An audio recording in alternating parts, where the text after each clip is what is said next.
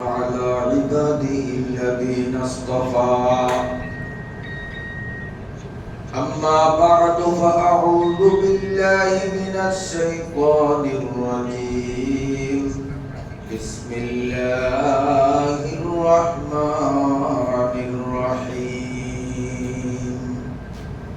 والذي قدر فهدى والذي أخرج المرعى فجعله غثاء أحوى صدق الله مولانا العظيم اللهم صل على سيدنا ونبينا وشفيعنا وحبيبنا ومولانا محمد وآله وأصحابه وبارك وسلم اللهم صل على سيدنا ونبينا وشفيعنا وحبيبنا ومولانا وآله وأصحابه وبارك وسلم اللهم صل على سيدنا ونبينا وشفيعنا وحبيبنا ومولانا محمد وآله وأصحابه وبارك وسلم بلغ العلا بجماله كشف الدجى بجماله حسنت جميع خصاله صلوا عليه وآله الحمد لله ثم الحمد لله যে মহান রব্বুল আলামিন আমাদেরকে মায়া করে দয়া করে সুস্থ শরীর নিয়ে জুমার নামাজ আদায়ের জন্য আল্লাহর ঘরে আসার তৌফিক দান করলেন। প্রথমেই সে আল্লাহ রব্বুল আলামিনকে শুকরিয়া জানাই, বলুন আলহামদুলিল্লাহ। মুআজ্জাজ হাজিরিন, সুপ্রিয় উপস্থিতি, সম্মানিত মুসলিমবৃন্দ, পবিত্র কোরআনুল কারীমের 30তম পারার 19 আয়াত বিশিষ্ট সূরাত আল আ'লা আমরা গেল 2 সপ্তাহ যাবত মাত্র ছোট ছোট আড়াইটি আয়াতের বিষয়ভিত্তিক আলোচনা করেছিলাম। আজও আপনাদের সামনে আড়াই আয়াত তিলাওয়াত করলাম। আল্লাহ যদি তৌফিক দান করেন, তিলাওয়াতকৃত আয়াতগুলোর আলোকে কিছু গুরুত্বপূর্ণ তাৎপর্যপূর্ণ আলোচনা উপস্থাপন করার চেষ্টা করব। আল্লাহ তাআলা আমাদেরকে আল্লাহর কালাম বুঝা এবং কালাম অনুপাতে জীবন গড়ার পরিপূর্ণ তৌফিক দান করেন, আমিন।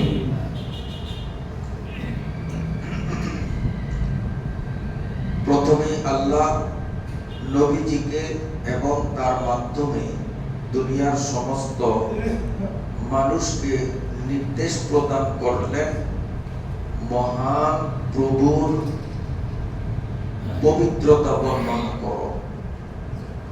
এরপরে মহান আল্লাহ পাকের পরিচিতি তুলে ধরা হয়েছে। প্রথমেই বলা হলো আল্লাযী খালাকা ফাসাওয়া, যার অর্থ হলো মহান প্রভু এমন এক সত্তা যিনি সবকিছুর সৃজনকর্তা, সৃষ্টিকর্তা, স্রষ্টা। ফাসাওয়া, তিনি শুধু সৃষ্টি করেই ছেড়ে দেননি, বরং প্রতিটা সৃষ্টিকে সামঞ্জস্যপূর্ণ অবয়ব, যার জন্য যেমনটা দরকার সৃষ্টির প্রতিটা পর্বকে আল্লাহ সেই অনুপাতে সামঞ্জস্যপূর্ণ অবয়ব দান করেছেন। ওয়াল্লাযী কদ্দারা, এবং যিনি সমগ্র সৃষ্টির ভাগ্য পূর্ব থেকেই নির্ধারণ করে রেখেছেন। এ পর্যন্ত আমাদের আলোচনা ছিল বিগত 2 জুমায়, 2.5 আয়াত। 3 নম্বর আয়াতের শেষ অংশ ফাহাদা। আল্লাহ তাআলা সৃষ্টি জগতের সবকিছুকে সৃষ্টি করে তাদের ভাগ্য নির্ধারণ করার সাথে সাথে ফাহাদা, আল্লাহর আরেকটি পরিচয়, তিনি পথ দেখিয়ে দিয়েছেন। পথ দেখিয়ে দেওয়ার 2টি অর্থ। 1 নম্বর অর্থ, প্রতিটা সৃষ্টিকে আল্লাহ তাআলা এভাবে পথ দেখিয়েছেন, যেমন মুরগির বাচ্চা ডিম থেকে বের হলো, বের হওয়ার সাথে সাথেই তার সামনে ছোট জাতীয় কোনো খাবার পরিবেশন করলে টুকটুক করে খাওয়া আরম্ভ করে। তাকে কে খাওয়ার শিক্ষা দিল? ছোট্ট শিশু মায়ের গর্ভ থেকে ভূমিষ্ঠ হলো, কেবলমাত্র তার পেটে ক্ষুধা লাগলে ক্রন্দন করতে হবে, এই শিক্ষা সে কোথায় লাভ করল? কাঁদতে হবে। এরপরে মা তাকে কোলে নিয়ে স্তন্য তার মুখের সামনে ধরলে সেই স্তন্য চোষণ করতে হবে, এই শিক্ষা তাকে কে দিল? মাও তো তাকে শিক্ষা দিল না। কিন্তু শিশু কি করে বুঝতে পারলো যে এই স্তন্যের ফোঁটা আমি চুষলেই আবার ক্ষুধা নিবারণ হবে? ফাহাদা। এই সব জ্ঞান প্রতিটা সৃষ্টিকে যিনি দিয়েছেন তিনিই হলেন আল্লাহ। সেই আল্লাহ হলেন বিরাট। সেই বিরাট আল্লাহর সাব্বিহ, প্রশংসা করো, নির্দোষিতা বর্ণনা করো। হাদার 2য় অর্থ, আল্লাহ রাব্বুল আলামিন আমাদেরকে সৃষ্টি করে চলার পথ, কোনটি ভালো কোনটি মন্দ, কোনটা আমাদের জন্য উপকারী, কোনটা আমাদের জন্য ক্ষতিকারক, কোন পথে চললে আমরা সাফল্য অর্জন করতে পারবো, আর কোন পথে চললে আমার জীবন ব্যর্থ হবে, এই ভালো মন্দ উভয় পথ আল্লাহ তাআলা আমাদেরকে বলে দিয়েছেন। এখন আমরা ভালো পথে চলি তো আমাদের সফলতা, আমরা ভালো পথকে উপেক্ষা করে যদি আমরা মন্দ পথে চলি তাহলে আমাদেরই ব্যর্থতা, এতে আল্লাহ পাকের কিছু আসে যাবে না। এরপরে আল্লাহ তার পরিচয় আরো এভাবে দেন, ওয়াল্লাযী আখরাজাল মারআ। আল্লাহ এমন এক সত্তা যিনি মাটি থেকে বৃক্ষরাজি, লতাগুল্ম, শস্য, উদ্ভিদ এগুলো উৎপাদন করে। মাটি থেকে গাছগাছালি, লতাগুল্ম উৎপাদন করেন এবং একে ফলে ফুলে সমৃদ্ধ করেন যিনি, তিনি হলেন আল্লাহ।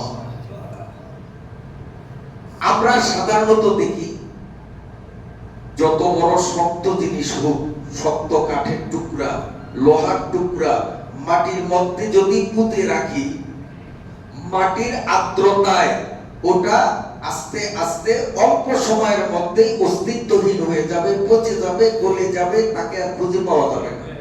অথচ একটা লাউয়ের বিচি, একটা সিমের বিচি, এই জাতীয় নরম জিনিস যেটা টিপ দিলেই ভাঙা যায়, একেবারে নরম, এটাকে এই মাটির মধ্যে পুঁতে রাখলে এটা পচে না, এটা গলে না, বরং এটা ফুলে, তারপরে ফাটে, তার থেকে বীজ অঙ্কুরিত হয়ে মাটি ফেরে পাতা চারা দিয়ে ওঠে, ফলে সে ফলে ফুলে সমৃদ্ধ হয়ে যায়। এই যে শস্যের বীজটা মাটির মধ্যে সংরক্ষণ করা যে আল্লাহ পাকের দায়িত্ব, যিনি এগুলো করেন তিনি হলেন সাব্বিহ ইসমা রাব্বিকাল আ'লা, তিনি হলেন বিরাট মহান আল্লাহ। তাআলা এখানে স্পষ্ট বলেছেন ওয়াল্লাযী আখরাজাল মারআ, মাটির ভেতর থেকে এই গাছগাছালির বীজকে অঙ্কুরিত করে চারা হিসাবে উৎপাদন করি আমি, তোমরা করো না। আবার এখানে অনেক পন্থা, অনেক নিয়ম নীতিকে আমি এখানে কার্যকর রেখেছি। তোমরা নিজেরা এগুলো করতে পারো না, তোমরা শুধু বীজ বপন করলা, কিন্তু তাকে সংরক্ষণ করা, তাকে এভাবে অঙ্কুরিত করা, সেখানে তোমাদের কোনো শক্তিমত্তা নেই, তোমাদের কোনো হাত নেই, সব আমি করি। কিভাবে করেন? যেই মাটির থেকে এই গাছগাছালি উৎপাদন হয়, যে মাটিতে আমরা বীজ বপন করি, এই মাটির মধ্যে আল্লাহ তাআলার কি নিপুণ কুদরতের খেলা। এই মাটির মধ্যে মৌলিকভাবে 4টা উপাদান, এই 4টা উপাদানের প্রতিটা উপাদান পরিমিত পরিমাণে বিদ্যমান থাকলে সেখানে বীজ বপন করলে সেটা অঙ্কুরিত হবে। যদি এই মৌলিক 4 উপাদানের কোনো একটা অবিদ্যমানতা হয়, অনুপস্থিতি ঘটে, কিংবা চারিটি রয়েছে, পরিমিত পরিমাণ নাই, সেখানে বেশ কম, তাহলে সেখানে সারা জীবন বীজ বপন করলেও ওই বীজ থেকে চারা উঠবে না। সেই 4টা জিনিস কি? মাটি, চিকনা মাটি, যেটাকে আমাদের ভোলার আঞ্চলিক ভাষায় আমরা বলি ময়না মাটি, এক অঞ্চলে একটা বলে, কিন্তু আসল সঠিক শুদ্ধ বাংলা হলো চিকনা মাটি, আটা জাতীয় মাটি, চিকনা মাটি, বালু, চুনা, খার, এই 4টা উপাদান মাটির মধ্যে। এখন আসুন, এই শস্য উৎপাদন উপযোগী মাটিতে এই 4 উপাদানকে পরিমিত পরিমাণে দুনিয়ার কোন চাষা করেছে? কোন এগ্রিকালচার ডিপার্টমেন্টের দায়িত্বশীল করেছে? কোন সরকার করেছে? করেছেন যিনি, তিনি হলেন সাব্বিহিসমা রাব্বিকাল আ'লা, তিনি হলেন মহান। এই যে মাটি, বালি, চুনা, খার, এই মৌলিক 4টা উপাদানকে পরিমিত পরিমাণে আল্লাহ দিয়েছেন। প্রতিটার বৈশিষ্ট্য আলাদা আলাদা। চিকনা মাটি বা এঁটেল মাটি, এর বৈশিষ্ট্য হলো মাটির আর্দ্রতাকে, সিক্ততাকে, এর ভেজা ভেজা অবস্থাকে দীর্ঘক্ষণ রক্ষিত রাখা, এটা হলো এঁটেল মাটির বৈশিষ্ট্য। সেই সাথে মাটির মধ্যে রয়েছে বালু। বালুর বৈশিষ্ট্য হলো এই বালু মাটিকে হালকা এবং ফাঁপা রাখে, ফাঁপা, যাতে করে বাইরের সূর্যের কিরণ মাটির গর্ভে প্রবেশ করতে পারে এবং মাটির ভিতরস্থ গ্যাস সমূহ উপরে বের হয়ে আসতে পারে। আর এই বালুর বদৌলতেই গাছের চারা অঙ্কুরিত হয়ে মাথা চারা দিয়ে উঠে দাঁড়ায়। যদি বালু না থাকতো তাহলে এঁটেল মাটি, ওটা হলো আটাল জাতীয়, কোর্স জাতীয়, এটাকে ফেরে এই মসৃণ নরম চারা বের হওয়ার আদৌ শক্তি থাকতো না, ও মাটির নিচেই পচে গলে শেষ হয়ে যেত। এজন্য মাটিকে হালকা রাখার জন্য আল্লাহ রাব্বুল আলামিন পরিমিত পরিমাণে পানির মিশ্রণ ঘটিয়েছেন মাটির মধ্যে। সেই সাথে দিয়েছেন তিনি চুনা। চুনার বৈশিষ্ট্য হলো মাটির তেজস্ক্রিয় অংশকে দবিয়ে মাটিকে ঠান্ডা রাখা, যাতে করে এই মাটির মধ্যে বপনকৃত বীজটা পচে না যায়।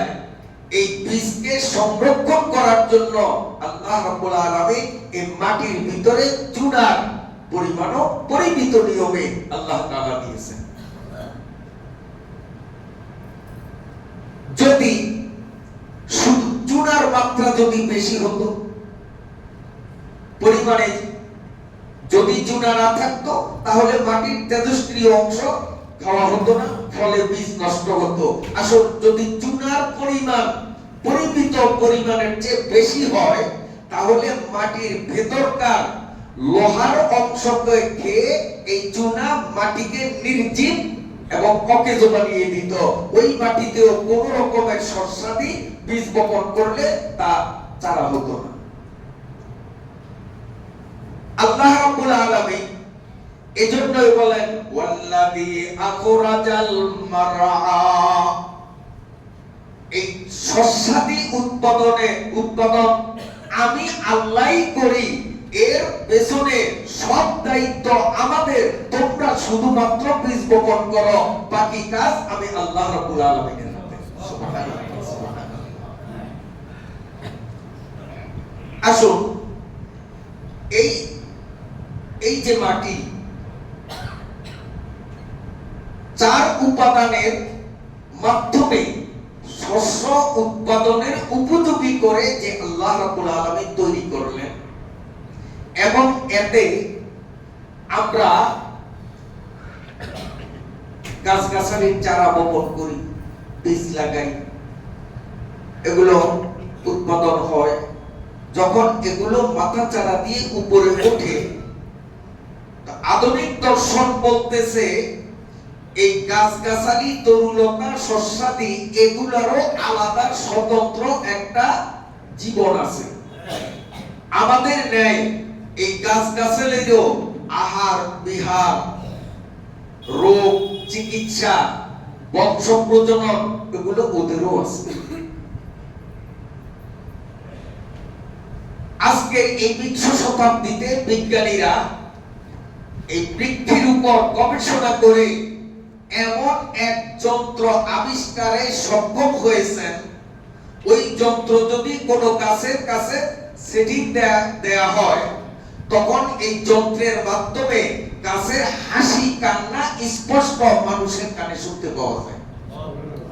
যেমন পাশাপাশি দুটি গাছ, একটি গাছের গোড়ায় সার দিলাম, পানি দিলাম, যত্ন করলাম, তারই পাশে আরেকটা গাছ, ও কারণে সে গাছের পাতা ছিঁড়লাম, গাছের উপরে আঘাত করলাম, সময় মতো তার গোড়ায় পানি দিলাম না, আমরা এই সাধারণ কানে সাধারণ চোখে তা দেখতে পাই না। কিন্তু আজকের বিজ্ঞান এমন এক অভিনব যন্ত্র আবিষ্কার করতে সক্ষম হয়েছে, এই যন্ত্র যদি দুইটা গাছের সাথে ফিট করা হয়, তে এই গাছ যে আনন্দ উপভোগ করতেছে আর ও গাছ যে কান্না করে, হাই হুতাশ করে, আক্ষেপ করে, যন্ত্রের মাধ্যমে এটা স্পষ্ট শোনা যায় এবং দেখা যায়। এজন্য আল্লাহ বলেন ওয়াল্লাযী আখরাজাল মারআ, আল্লাহ বলেন এই গাছগাছালি লতাগুল্ম আমি মাটির থেকে উৎপাদন করি, আর আমার তৈরিকৃত নিয়ামত খেয়ে হৃষ্টপুষ্ট হবে, নিরোগ হবে, স্বাস্থ্যবান হবে। আমি আল্লাহর কদমে সিজদা করবে না, তোমার মতো নিমক হারাম আমার জগতে আর হয় না। এই গাছগাছালি খাদ্যের প্রয়োজন আছে।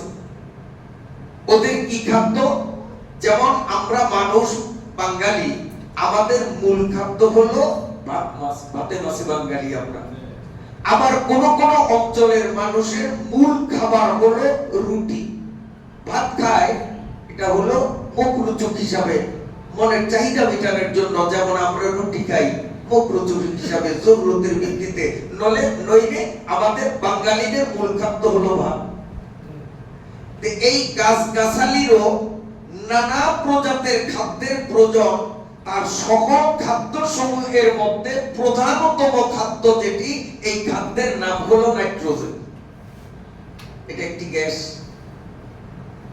নাইট্রোজেন যদি গাছের গোড়ায় সরবরাহ করা না হতো, তাহলে গোটা পৃথিবী পক্ষে একটা গাছ, একটা লতার কোনো অস্তিত্ব থাকতো না। এদের জীবন টিকিয়ে রাখার জন্য মৌলিক খাবার, অপরিহার্য খাবার, তার নাম বৈজ্ঞানিক পরিভাষায় হলো নাইট্রোজেন। এই নাইট্রোজেন থাকে কোথায়? এই নাইট্রোজেন বায়ুমণ্ডলে পৃথিবীর থেকে উত্থিত ধূলি কণাগুলো বায়ুমণ্ডলে আপনার ছিটানো ছড়ানো থাকে। আর ওই ধূলিকণার সাথে একাকার হয়ে মিশে থাকে নাইট্রোজেন। এক পর্যবেক্ষণে বিজ্ঞানীরা বলেন যে প্রতি বর্গ মাইলে 2 কোটি টন নাইট্রোজেন আকাশে ভাসমান। 2 কোটি টন, 27.5 মণ হলো 1 টন। তার প্রতি বর্গ কিলোমিটারে 2 কোটি টন নাইট্রোজেন ভাসমান। এই নাইট্রোজেন গুলো থাকে ধূলিকণার সাথে মিশে। আকাশে যখন ধূলিকণার অভাব দেখা দেয়, তখন এই শূন্যতা পূরণের জন্য পৃথিবীর পৃষ্ঠদেশে বিভিন্ন অঞ্চলে আল্লাহ রাব্বুল আলামিন তার নিপুণ কুদরতে এক ভয়াবহ ঘূর্ণিঝড় প্রবল বেগের বাতাস আল্লাহ সৃষ্টি করেন। এই বাতাসের ঘুরপাকে ভূপৃষ্ঠ থেকে ধূলিকণা অতি মিহিন আর ক্ষুদ্রাকৃতির হয়ে এগুলো আকাশ মার্গে ছড়িয়ে যায়, ওর সাথেই নাইট্রোজেন গুলো মিশে আকাশে উঠতে থাকে। কাজী এই ঘূর্ণিবায়ু এটাও আল্লাহ তাআলার পক্ষ থেকে আমাদের জীবন টিকিয়ে রাখার জন্য এক অত্যন্ত গুরুত্বপূর্ণ একটা নিয়ামত। যদিও আমরা এটাকে বিপদ হিসাবে দেখি, আসলে সেটাও আমাদের উপকারার্থে। আবার যখন ভূপৃষ্ঠে পরিমাণ মতো ঘূর্ণিবায়ু না হয়, ঘূর্ণিবায়ু যা হবার প্রয়োজন ছিল তুলনামূলক তার চেয়ে অনেক কম হলো, ওদিকে নাইট্রোজেন থাকার জন্য ধূলিকণারও অভাব দেখা দিল, তখন আল্লাহ রাব্বুল আলামিন তার দ্বিতীয় পন্থার নিপুণ কুদরত প্রয়োগ করে আকাশে উল্কাপাত ঘটান। উল্কা পিণ্ডগুলো জ্বলে পুড়ে ভস্মীভূত হয়ে অতি মিহিন ক্ষুদ্রাকৃতির ধূলিকণার রূপ ধারণ করে সেগুলো আকাশে ছড়িয়ে থাকে, আর সেগুলোর সাথেই নাইট্রোজেন গুলো মিশে উড়তে থাকে। এই নাইট্রোজেন আকাশ মার্গ থেকে আমাদের উদ্ভিদ জগতের কাছে পৌঁছাবার মতো কোনো মাধ্যম দুনিয়ার বিজ্ঞান আজও সৃষ্টি করতে পারেনি, ভবিষ্যতেও তাদের সৃষ্টির কোনো প্রয়োজনীয়তাও নেই। আল্লাহ তাআলা তাই ওয়াল্লাযী আখরাজাল মারআর ব্যাখ্যা আল্লাহ তাআলা নিজেই কোরআনুল কারীমের 30তম পারার প্রথম সূরা নাবার মধ্যে বলেন, ইন্না সাবাবনাল মাআ সাব্বা সুম্মা সাকাবনাল আরদা শাক্কা ফাআনবাতনা ফিহা হাব্বা ওয়া ইনাবাও ওয়া কাদবা ওয়া যাইতুনাও ওয়া নাখলা ওয়া হাদাইকা গুলবা। আল্লাহ তাআলা বলেন এই নাইট্রোজেন যা গাছগাছালি বেঁচে থাকার জন্য অতীব গুরুত্বপূর্ণ ও অপরিহার্য জিনিস, এই নাইট্রোজেন আকাশ থেকে গাছের গোড়ায় পৌঁছাবার জন্য আমি আল্লাহ যে প্রক্রিয়া তৈরি করলাম, এই প্রক্রিয়ার নাম হলো বারিধারা বা বৃষ্টির প্রাবল্যতা। ইন্না সাবাবনাল মাআ সাব্বা, আমি আকাশ থেকে বারি বর্ষণ করি, বৃষ্টি নামাই। বৃষ্টির পানি শূন্য মর্গের এই নাইট্রোজেন গুলোকে ধুয়ে মুছে ভূপৃষ্ঠে আমাদের গাছগাছালির গোড়ায় পৌঁছে দেয়। সুবহানাল্লাহ, আল্লাহ পাকের কি নিপুণ কুদরত। তাই তো আল্লাহ বলেন ওয়াল্লাযী আখরাজাল মারআ, মাটির ভিতর থেকে গাছ উৎপাদন করা, একে ফলন্ত ফুলন্ত করা, একে হৃষ্টপুষ্ট করা, এই গাছকে বেঁচে থাকার জন্য যা প্রয়োজনীয়তা, এগুলোর ব্যবস্থা পৃথিবীর কোন চাষী, কোন দর্শন, কোন বিজ্ঞান এগুলা করতে পারবে না। এগুলো সব কিছু নিয়ন্ত্রণ হলো যে আল্লাহ রাব্বুল আলামিনের হাতে। তিনি সাব্বিহিসমা রাব্বিকাল আলা, তিনি হলেন সর্বমহান সর্ববিরাট আল্লাহ। এই যে বৃষ্টি হয়, আসুন প্রাসঙ্গিক, বৃষ্টিটা হয় কি করে? এই পৃথিবীতে নদী, নালা, খাল, বিল, হ্রদ, জলাশয়, সাগর, মহাসাগর, উপসাগর যা আছে, সূর্যের তীব্র কিরণ যখন এগুলোর উপর পড়ে, তখন এই সূর্যের কিরণে বাষ্প আকৃতি ধারণ করে এই জলাশয় থেকে পানিগুলো উপরের দিকে উঠে। বাষ্প বাষ্প দেখবেন যখন আমরা রান্না করি, উপরে যদি ঢাকনা দিয়ে রাখি পাতিলের উপর, কিছুক্ষণ পর ওটা সরাইলে দেখবো যে এর থেকে টপ টপ টপ টপ করে পানি পড়ে, ওগুলো বাতাসের মতো হয়ে বাষ্প আকৃতিতে উপরে উঠে। এই পানিগুলো এই ওয়াল্লাযী আখরাজাল মারআ, এই বৃক্ষ মাটির থেকে যাতে উঠে আর আমরা তার থেকে ফলমূল আহরণ করতে পারি, এই জন্য আল্লাহ রাব্বুল আলামিন বলেন, আমি আরেকটা বিরাট জিনিস সৃষ্টি করে রেখেছি যার নাম সূর্য। এই সূর্য যখন ভূপৃষ্ঠের দিকে তার আলো ছাড়ে, এর আলোতে বাষ্প হয়ে জলাশয় থেকে পানিগুলো এক নির্ধারিত উচ্চতায় পৌঁছে জমাট বেঁধে মেঘমালার রূপ পরিগ্রহ করে, আর বায়ু তাকে পৃথিবীর নানা স্থানে এগুলোকে ধাক্কাতে ধাক্কাতে নিয়ে চলে।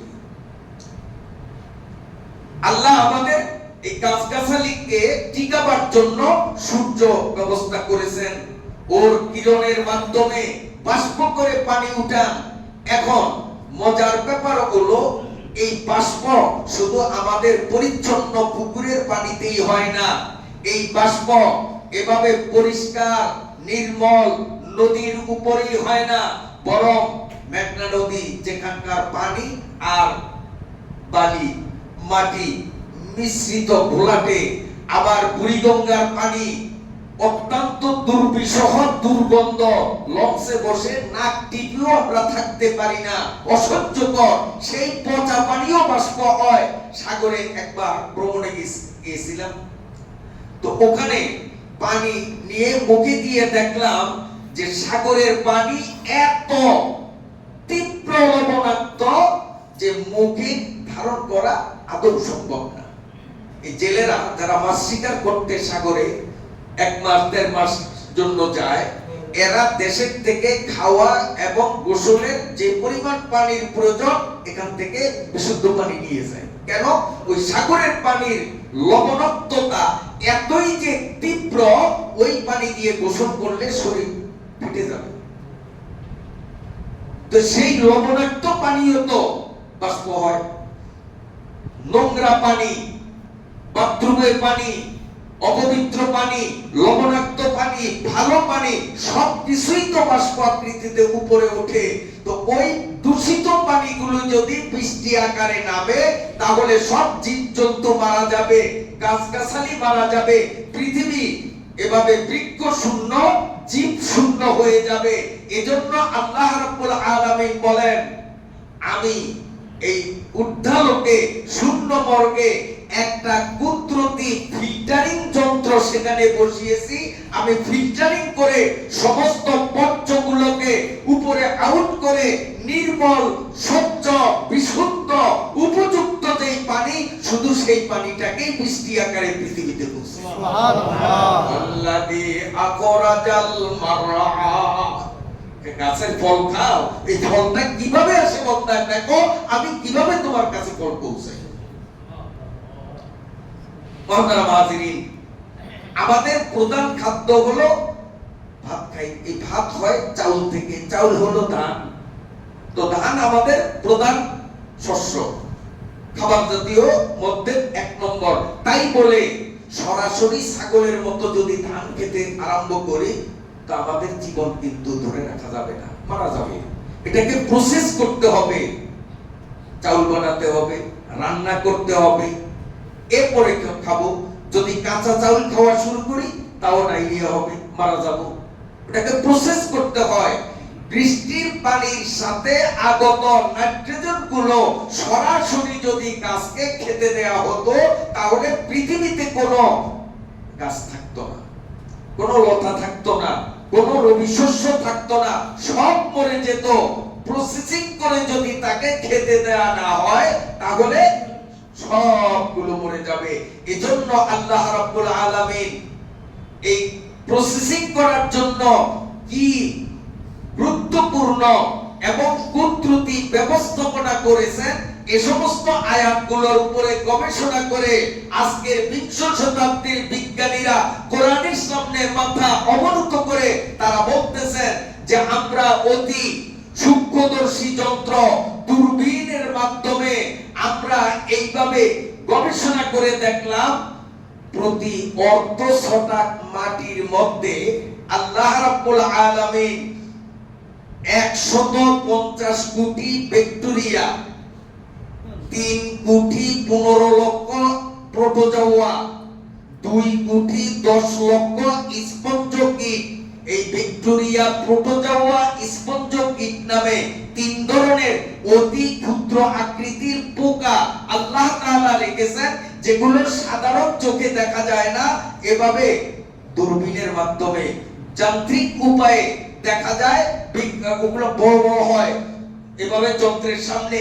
এই যান্ত্রিক উপায়ে পরীক্ষণ নিরীক্ষণ সমীক্ষণের পর বিজ্ঞানীরা বলতেছেন যে এই ব্যাকটেরিয়া, প্রোটোজোয়া, স্পঞ্জ কীট এত সংখ্যক যে অর্ধ শতাক মাটির মধ্যেই 1 কোটি 15 লক্ষ ব্যাকটেরিয়া, 2 কোটি 50 লক্ষ ব্যাকটেরিয়া, 2 কোটি 15 লক্ষ স্পঞ্জ কীট, 3 কোটি 10 লক্ষ প্রোটোজোয়া, এইগুলো আকাশ থেকে বৃষ্টির পানির সাথে আগত নাইট্রোজেন গুলাকে খেয়ে হজম করে পায়খানা করে রস হিসেবে ছাড়ে, সেগুলোই গাছের জন্য মিষ্ট এবং উপযুক্ত খাবার। সুবহানাল্লাহ।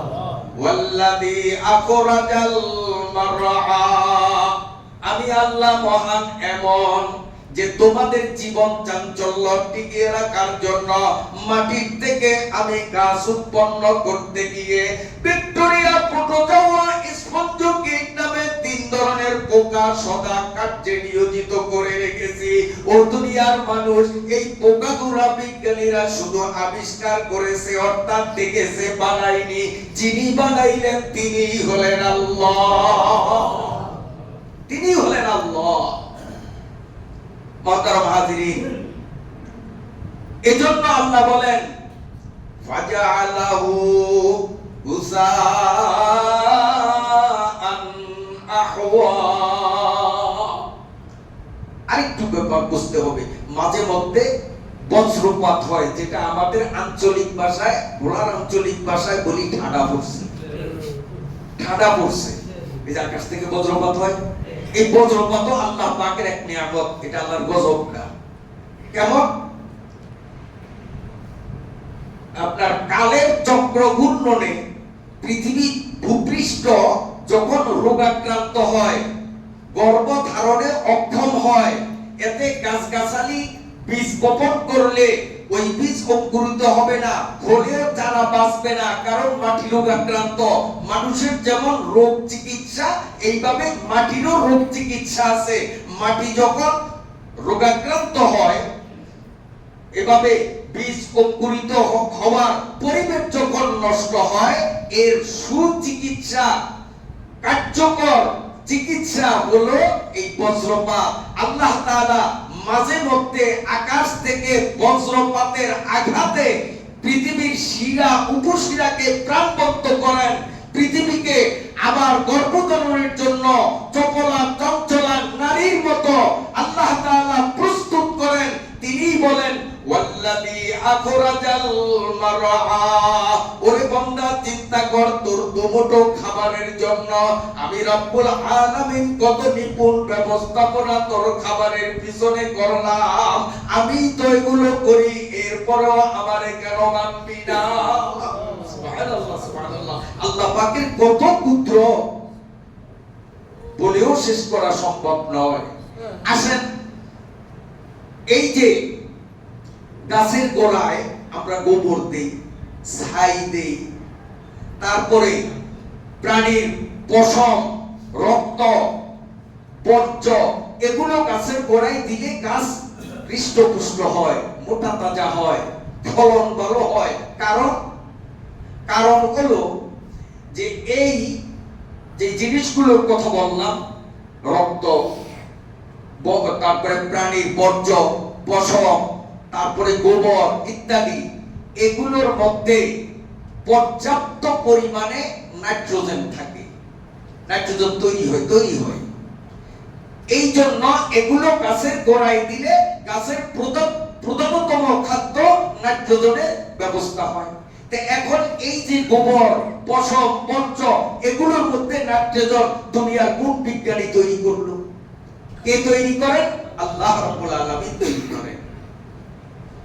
এইভাবে আল্লাহর এই নিপুণ ব্যবস্থাপনার পথগুলো অতিক্রম করে এক সময় গাছ যখন ফুলন্ত হয়, ফলন্ত হয়, তার ফলগুলো আমরা খেয়ে হৃষ্টপুষ্ট হই। তার কারণ আমাদের এই দেহকে হৃষ্টপুষ্ট ও সজীব সতেজ রাখতে হলে আমাদের দরকার হলো প্রোটিন, পরিমাণ মতো প্রোটিন এবং কার্বোহাইড্রেট। এই প্রোটিন এবং কার্বোহাইড্রেট আধুনিক চিকিৎসা বিজ্ঞান মতে শতভাগ এই ফলমূলের মধ্যে পাওয়া যায়। ফলমূলের মধ্যে এই কার্বোহাইড্রেট, ফলের মধ্যে প্রোটিন, ফলের মধ্যে যে আসলো, এগুলো কে দিল? আল্লাহ রাব্বুল আলামিন দান করলেন। এগুলোর জন্য আল্লাহ আকাশের সদা কর্মে নিয়োজিত রেখেছেন বিশাল চন্দ্র। এই চন্দ্রালোক যখন আমাদের ফলের উপরে পড়ে, চন্দ্রের আলোতে প্রভাবিত হয়ে ওই গাছের মধ্যে কার্বোহাইড্রেট তৈরি হয়। চন্দ্রের আলোতেই গাছের ফলের মধ্যে এইভাবে আমাদের জীবন ধারণ করার উপযুক্ত জিনিসকে আল্লাহ তৈরি করেন, যার নাম হলো প্রোটিন। ওয়াল্লাযী আখরাজাল মারআ ফাজআলাহু গুসাআন আহওয়া। আল্লাহ বলেন, ও মানুষ, তুমি লক্ষ্য করলে দেখবা এক সময় গাছের চেহারা কত সুন্দর, প্রথম তো নবজাতক শিশুর ন্যায়, এরপরে যৌবন, এরপরে বার্ধক্য, এরপরে এমন একটা সময় আসে এই গাছকে আমি একেবারে বিলীন করে দেই, ওর অস্তিত্ব থাকে না, খড়কুটায় পরিণত করি। এই যে কালের চক্রের মাধ্যমে এই পরিবর্তন ঘটাতে আমি আল্লাহ সক্ষম। আমার কুদরতের কথা চিন্তা করো, সাব্বিহিসমা রাব্বিকাল আলা, সেই মহান রবের তাসবিহ পাঠের জন্য নামাজের সিজদায় ভুলুণ্ঠিত অবস্থায় নাক কপালকে আল্লাহর কুদরতি কদমে ঠেকিয়ে আমি আল্লাহর প্রশংসা করে বলো সুবহানা রাব্বিয়াল আলা, সুবহানা রাব্বিয়াল আলা। আমার মহান প্রভু সব রকমের দোষ থেকে পবিত্র। এলো সুবহানা রাব্বিয়াল আলার অর্থ। আজকে আমরা এই বিগত 3 জুমা অব্যাহত আলোচনায় সূরাতুল আল আ'লার 5 নম্বর আয়াতে এসে আমরা আলোচনাকে এখানে শেষ করলাম। আল্লাহ যদি তৌফিক দেন, আগামী সপ্তাহে আবার আমরা 6 নম্বর আয়াত থেকে আলোচনা অব্যাহত রাখার আশাবাদ ব্যক্ত করে আজকের আলোচনা এখানে শেষ করলাম।